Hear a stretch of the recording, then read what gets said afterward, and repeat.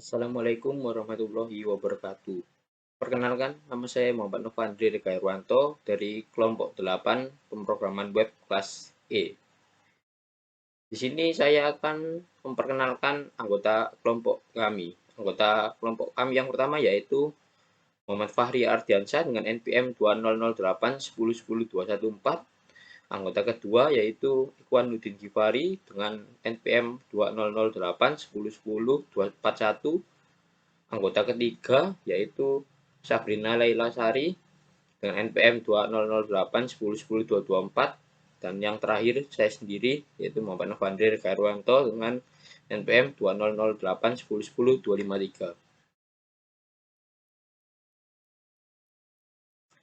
HTML atau yang biasa dikenal dengan Hypertext Markup Language. Hypertext Markup Language atau HTML adalah bahasa yang digunakan untuk menulis halaman web. HTML adalah evolusi dari format dokumen teks standar.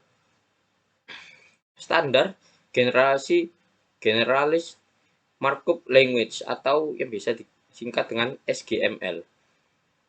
HTML pada dasarnya adalah ASCII atau dokumen teks sederhana dan dirancang untuk tidak bergantung pada sistem operasi tertentu. HTML dibuat dan pertama kali dipopulerkan oleh tim Berners-Lee saat bekerja untuk CERN. HTML. Pada tahun 1990-an, HTML mengalami perkembangan yang sangat pesat. Setiap pengembangan HTML pasti akan meningkatkan kemampuan dan fasilitas dari versi sebelumnya. Kegunaan bahasa ini adalah untuk memanipulasi browser sehingga dapat menampilkan informasi yang dapat dibaca oleh pengguna komputer. Berikut ini adalah tampilan dokumen HTML yang paling sederhana. Yang pertama ada tanda seru doctype HTML yaitu HTML versi kelima.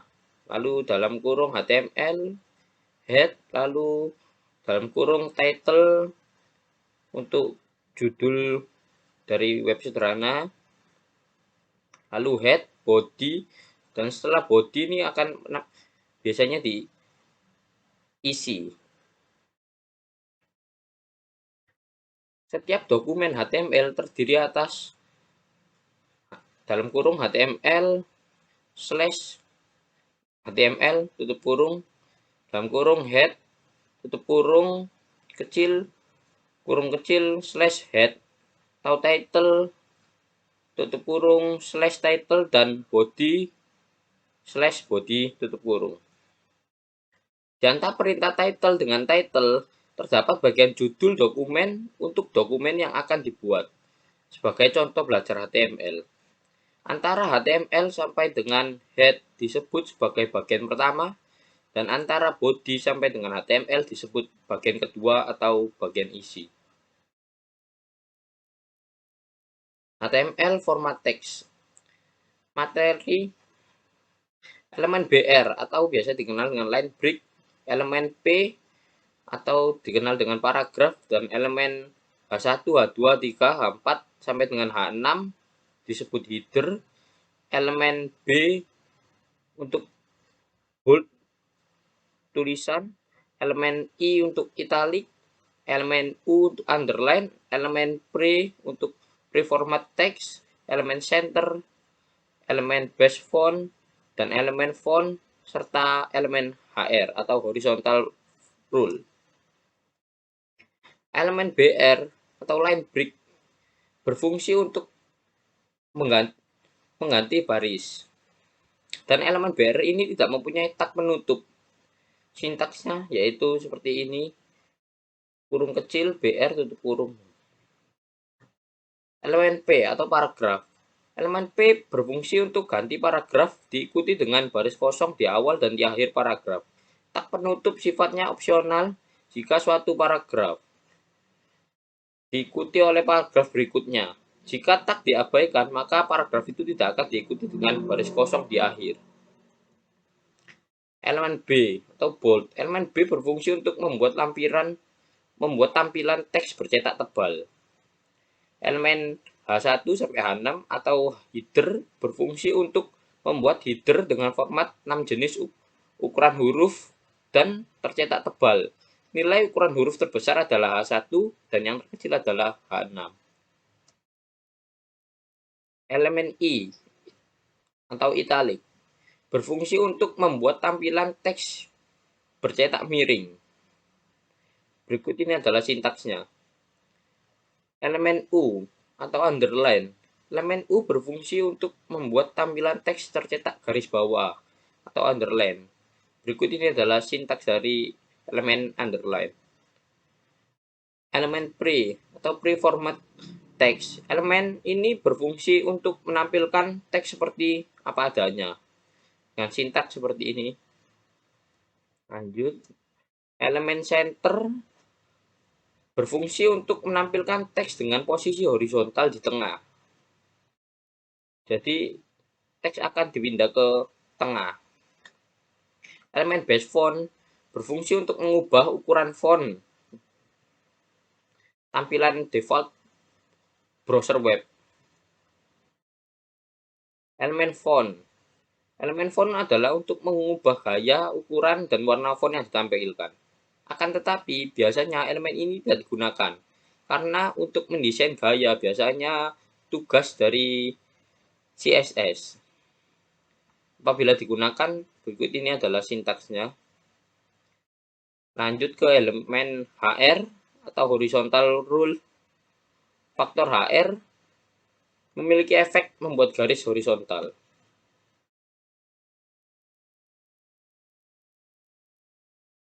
Lalu selanjutnya adalah contoh penerapan teks pada HTML. Ini saya menggunakan aplikasi Strength Text 3. Yang pertama yaitu ada contoh penerapan teks H1, H2, H3, dan seterusnya. Pada gambar di atas merupakan contoh penggunaan teks H1, H2, H3, dan seterusnya. Ketika teks tersebut ditampilkan dalam browser, maka tulisan pada teks tersebut akan muncul dari mulai terbesar hingga yang terkecil, sesuai urutan teks yang diberikan. Terus selanjutnya ada penggunaan teks paragraf pada HTML. Tag P yaitu atau tag paragraf ini sebagai pembuat paragraf baru yang dimana kecilnya font dapat diatur. Berikutnya ada contoh penerapan tanda seru, strip-strip, lalu strip-strip juga seru kurung, yang dimana yaitu berfungsi sebagai buat komentar. Oleh karena itu, tulisan di dalam teks tersebut tidak ditampilkan ketika dibuka dalam sebuah browser. Jadi saya menuliskan ini merupakan heading. Lalu pada browser tidak ditampilkan karena ini merupakan contoh penggunaan tag komentar. Selanjutnya ada tag A pada HTML. Tag A pada gambar di atas menunjukkan bagaimana cara menggunakan tag A pada HTML yang dimana sebagai hyperlink. Karena ketika kemudian ditampilkan pada gambar di atas, ketika kita mengklik tombol Instagram, maka kita akan dialihkan pada website Instagram seperti yang telah kita cantumkan pada HTML. Di sini saya mencantumkan website resmi Instagram yaitu www.instagram.com. Lalu ketika kita mengklik pada browser, kita akan dialihkan menuju Instagram. Lalu selanjutnya penggunaan tag ul dan li pada HTML. Penggunaan tag ul mengurutkan list dan tag tersebut selalu dibarengi dengan tag li atau sebagai list item. Seperti contoh di bawah ini. Akan menampilkan list seperti dot. Selanjutnya adalah penggunaan tag all. Sama seperti sebelumnya, pada tag all untuk mengurutkan list, tetapi opsi pada tag all dapat diubah sesuai keinginan kita sendiri. Ini yaitu contohnya kita ketika mengklik tab 1 maka akan dimulai dari angka 1, 2, 3. Lalu ketika mengubah tab tipenya menjadi A besar maka akan dimulai menjadi A, B, C. Lalu ketika kita mulai menjadi I, mana ini merupakan angka 1 Romawi, maka pada browser akan ditampilkan huruf Romawi 1, 2, 3, dan seterusnya.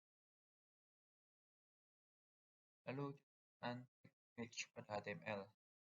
IMG atau tag image itu menampilkan gambar seperti yang ditampilkan pada sebelah kanan. Kita juga dapat mengambil gambar yang telah tersimpan di memori internal kita, yaitu dengan menuliskan nama dari foto tersebut.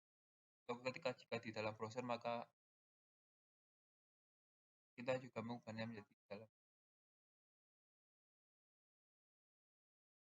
Lalu ada tag U bold, mana tag U yaitu underline, itu yaitu italic, dan T adalah bold.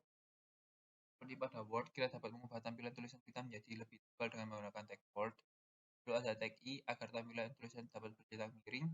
Yang terakhir terdapat tag U yaitu underline agar dapat garis di bawah pada tulisan seperti yang ditampilkan pada gambar di atas.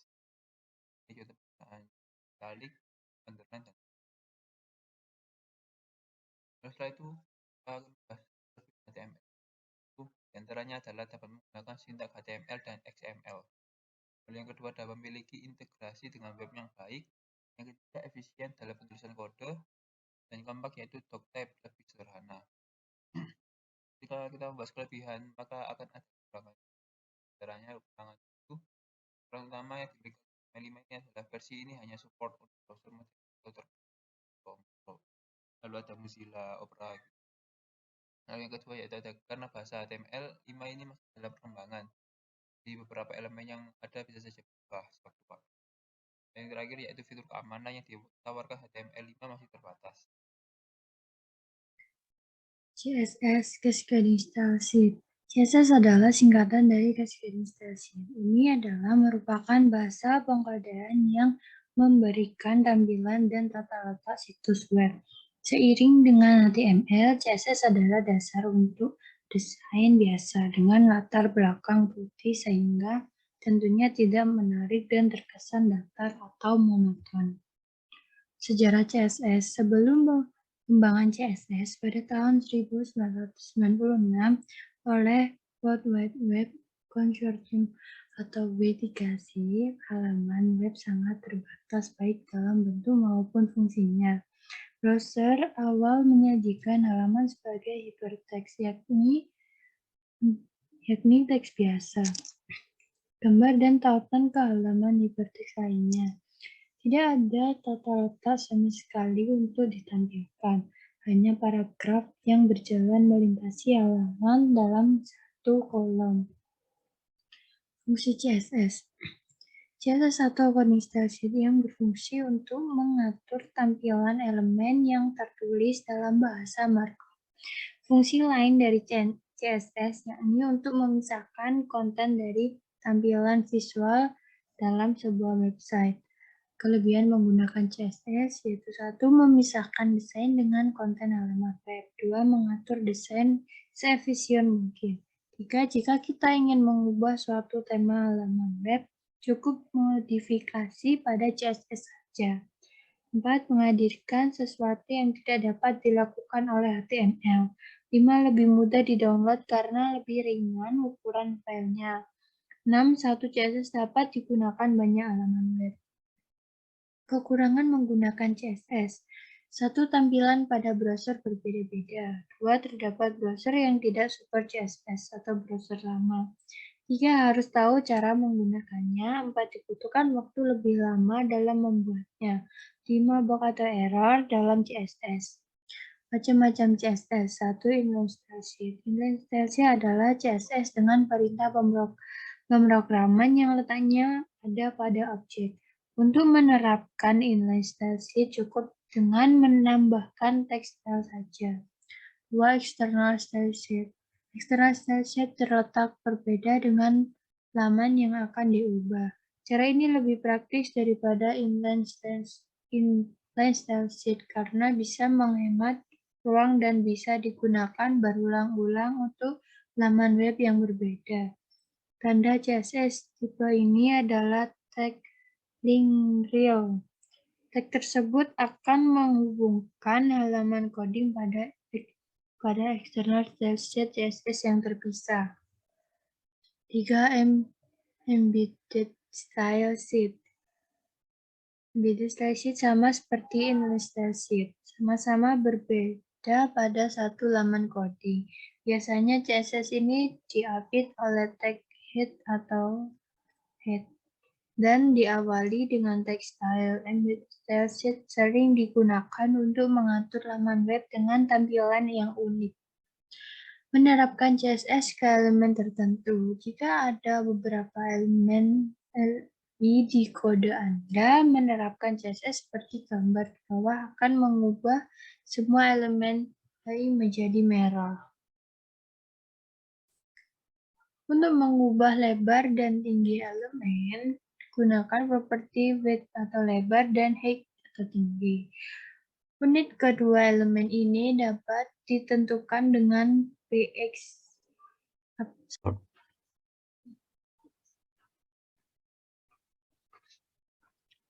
Perkenalkan, nama saya Ikhwanuddin Gifari. Di sini saya akan menjelaskan cara kerja CSS. Cara kerja CSS sangatlah mudah, karena CSS hanya membutuhkan style sebagai penentu dari font, warna, dan format-format untuk memformat atribut sebuah halaman web yang kita buat. Tiap style memiliki dua buah elemen dasar, yaitu selector dan declaration. Sebuah selection biasanya adalah tag HTML, sementara declaration adalah satu atau beberapa perintah atau nilai dari CSS yang menunjukkan tipe bentuk yang diaplikasikan pada selektor. Declaration ini biasanya ditandai dengan tanda kurung kurawal, dan perintah atau nilai CSS yang berbeda dipisahkan satu dengan yang lain dengan menggunakan titik koma, seperti contoh kode di bawah ini. Di sini terlihat bahwa titik teks adalah selektor dan font, strip family, Verdana, color blue adalah declaration.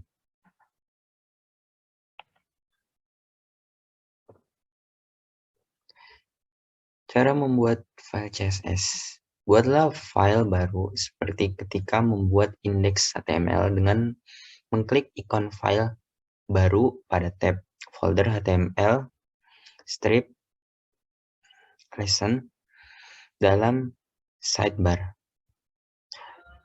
Namai file tersebut dengan stylesheet.css dan tekan enter. Tempelkan kode di bawah ini ke file lalu gunakan ctrl+s untuk menyimpannya. Seperti kode di bawah ini, titik title, buka kurung kurawal, color, titik 2, pagar 02 ccba, titik 2, tutup kurawal. Dengan ini kita berhasil membuat file CSS. Untuk menautkan style sheet CSS dengan indeks HTML, tambahkan kode di bawah ke tag head dalam indeks .html. Dengan kodenya, buka kurung link rel sama dengan ketik 2 style sheet, lalu href sama dengan buka ketik 2 style sheet titik css tutup kurung. Hasil dari program yang berhasil seperti contoh di bawah ini. Jadi nanti dari teks tersebut akan mengeluarkan warna. Selanjutnya CSS padding. CSS padding digunakan untuk menghasilkan ruang di sekitar konten elemen. Di dalam batas yang ditentukan dengan CSS, Anda memiliki kontrol penuh atas padding. Ada properti untuk mengatur padding untuk setiap sisi elemen, seperti atas, kanan, bawah, dan kiri. Like sama dengan menentukan padding dalam PX, PT, CM, dan lain-lain. Persen sama dengan menentukan padding dalam persen dari lebar elemen yang mengandung. Inherit sama dengan menentukan bahwa padding harus diwarisi dari elemen induk. Catatan, nilai negatif tidak diperbolehkan. Contoh kode di bawah ini, div buka kurung padding strip top titik 2 50 px titik 2, padding strip right titik 2 30 px titik 2, lalu padding strip bottom titik 2 50 px titik 2, padding strip left titik 2 80 px titik 2, tutup kurawal. Selanjutnya CSS Syntax. Pemilih menunjuk ke elemen HTML yang ingin Anda gaya. Blok deklarasi berisi satu atau lebih deklarasi yang dipisahkan oleh titik koma. Setiap deklarasi menyertakan nama properti CSS dan nilai dipisahkan oleh titik 2. Beberapa deklarasi CSS dipisahkan dengan titik koma dan blok deklarasi dikelilingi oleh kurung kurawal.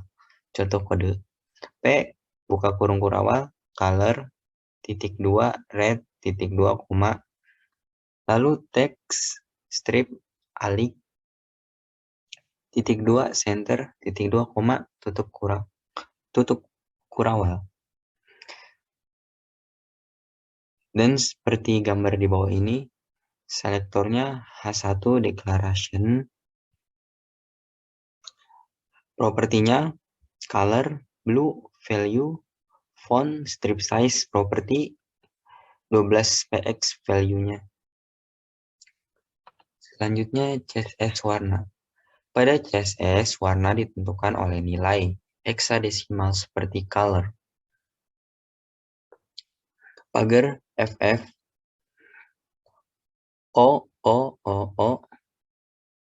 titik 2 koma.